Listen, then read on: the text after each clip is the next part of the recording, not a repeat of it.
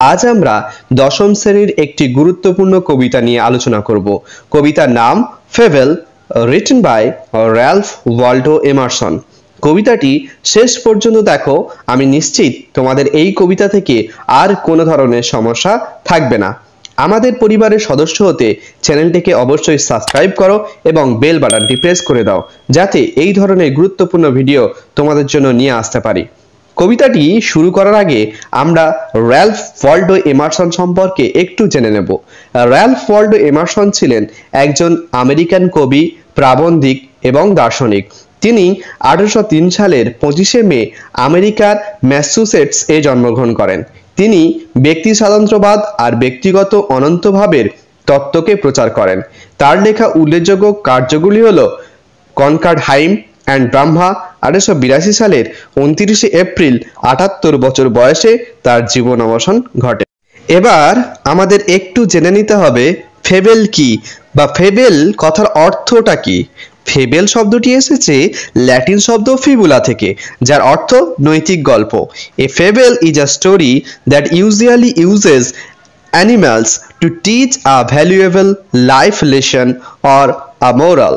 অর্থাৎ ফেবেল হলো একটি গল্প যেখানে কোনো প্রাণী বা নন লিভিং অবজেক্টকে প্রাণ দেওয়ার মধ্য দিয়ে তার মাধ্যমে পাঠককে নৈতিক শিক্ষা দেওয়া হয়।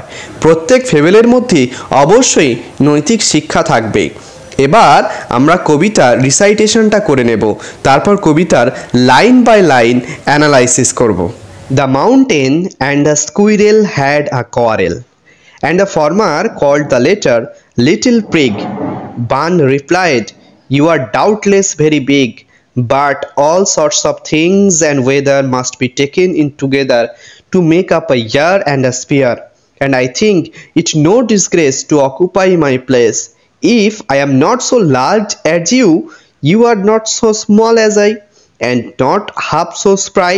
I will not deny you make a very pretty squirrel track. Talents differ, all is well and wisely put. If I cannot carry forest on my back, neither you can crack a nut." The mountain and the squirrel had a quarrel. পর্বত এবং কাঠবেড়ালির মধ্যে ঝগড়া শুরু হলো। কবি প্রথমেই পর্বত এবং কাঠবেড়ালিটির ঝগড়ার মধ্য দিয়ে কবিতাটির সূচনা করেছেন। We don't know why they had quarreled to each other, and the former called the latter. Former means প্রথমজন অর্থাৎ মাউন্টেন বা পর্বত, ল্যাটার মিন্স পরেরজন অর্থাৎ স্কুইরেল বা কাঠবেড়ালি। অর্থাৎ পর্বতটি স্কুইরেলকে বলল বা কাঠবেড়ালিকে বলল, লিটিল প্রিগ, ছোট্ট নীতিবাজ। প্রিগ মিন্স নীতিবাজ। Here prig indicates to the squirrel. এই লাইনের মধ্য দিয়ে পর্বতের অহংকারের স্পষ্ট ধারণা আমরা পাই। পর্বত এখানে নিজের আয়তনের জন্য গর্বিত, তাই সে নিজের অহংকারের বশবর্তী হয়ে কাঠবেড়ালিকে বলে ছোট নীতিবাজ। ঠিক একইভাবে কবি খুব সুন্দর এবং সহজ ভাষায় তৎকালীন আমেরিকার নৈতিক চিত্র ফুটিয়ে তুলেছেন, যেখানে সমাজের উচ্চ শ্রেণীর মানুষ বা উচ্চবিত্তরা নিচু শ্রেণীর মানুষদের লাঞ্ছিত বঞ্চিত করত, ঠিক কাঠবেড়ালিটির মতো। বান রিপ্লাইড, বান মিন্স কাঠবেড়ালি, রিপ্লাইড উত্তর দিল, অর্থাৎ কাঠবেড়ালিটি উত্তর দিল, you are doubtless very big, তুমি নিঃসন্দেহে বিশাল বড়। কাঠবেড়ালিটি পর্বতকে উত্তর দিল, তুমি নিঃসন্দেহে অনেক বড়, এতে কোনো সন্দেহ নেই। But all sorts of things, কিন্তু সমস্ত ধরনের জিনিস, অ্যান্ড ওয়েদার এবং আবহাওয়া, মাস্ট বি টেকেন টুগেদার একত্রিত হয়ে, to make up a year and a spear, একটি বছর এবং একটি গোলার্ধ তৈরি হয়। এখানে কাঠবেড়ালিটি বুদ্ধিমানের মতো পাহাড়ের যোগ্য জবাব দেয়। পাহাড় যখন তাকে ছোট নীতিবাজ বলে আখ্যা দেয়, তখন কাঠবেড়ালিটি তাকে বলল, তুমি নিঃসন্দেহে বিশাল, কিন্তু সমস্ত ধরনের ছোট বড় জিনিস এবং সব ধরনের ঋতু মিলিয়েই একটা বছর বা একটা পৃথিবী তৈরি হয়। অর্থাৎ পৃথিবীতে সমস্ত জিনিসের সমান অধিকার এবং ছোট বড় সমস্ত মিলেই একটা উপযুক্ত পরিবেশ তৈরি করা সম্ভব। অ্যান্ড আই থিঙ্ক, এবং আমার মনে হয়, ইট নো ডিসগ্রেস, ইহা কোনো অপমানেরই নয়, টু অকুপাই মাই প্লেস, আমার জায়গা দখল করে রাখতে, বা অধিকার করে রাখতে। এখানে কাঠবিড়ালিটি পর্বতের সঙ্গে সঙ্গে আমাদেরকে একটি লেসন দেওয়ার চেষ্টা করেছে। মানুষ অর্থাৎ আমরা সর্বদা কোনো কিছুতেই সন্তুষ্ট থাকি না। যার পা নেই সেভাবে যদি আমার একটা পা থাকতো, আর যার পা আছে সেভাবে যদি আমার একটা সাইকেল থাকতো, আর যার সাইকেল আছে সেভাবে যদি তার একটি বাইক থাকতো, আর যার বাইক আছে সেভাবে যদি আমার একটা BMW থাকতো। অর্থাৎ মানুষের নিজের পজিশন নিয়ে কোনোদিনই সে সন্তুষ্ট থাকে না, সর্বদাই সে অসন্তুষ্ট। কিন্তু কাঠবিড়ালিটি শিখিয়েছে যে সর্বদা নিজের পজিশনে থেকে কিভাবে সুখে থাকতে হয়, নিজের যে পজিশন সেই পজিশনটাকে কিভাবে মেনে নিতে হয় বা সম্মান করতে হয়।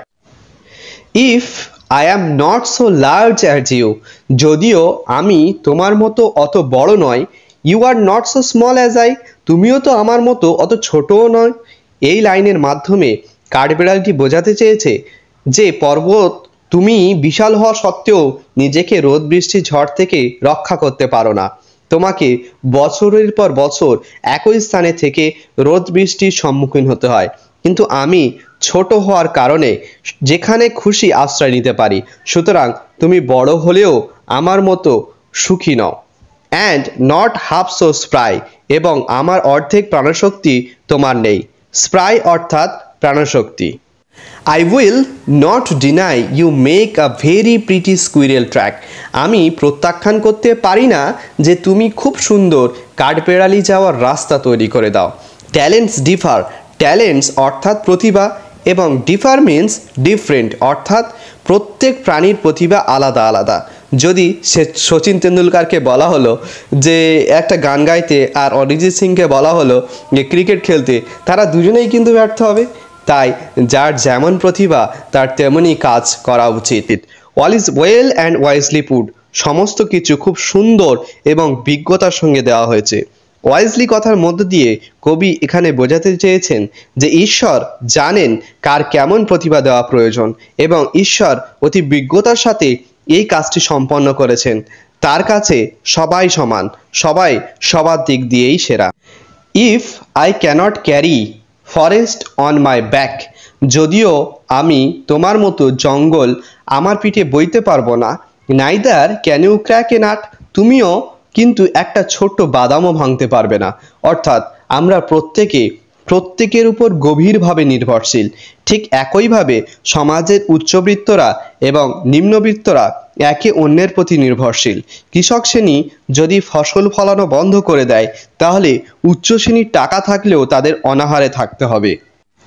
এই কবিতাটির মোরাল আমাদেরকে গভীরভাবে শিক্ষা দেয় যে প্রকৃতির মধ্যে জীবজগৎ ও জড়জগৎ উভয়ই বর্তমান। কাঠবিড়ালিটির মতো জীবেরা যেমন গুরুত্বপূর্ণ, তেমনি পর্বতের মতো বড় পদার্থরাও তেমনই গুরুত্বপূর্ণ। তাই অহমিকা বা অহংকারের কোনো স্থান নেই। আমাদের পৃথিবীতে বেঁচে থাকতে গেলে একে অন্যকে সম্মান করতে হবে, ভালোবাসতে হবে, কাউকে ছোট করা যাবে না। আশা করছি এই কবিতা থেকে তোমাদের আর কোনো সমস্যা নেই। আজ এই পর্যন্ত, দেখা হবে অন্য কোনো ভিডিওতে। ধন্যবাদ।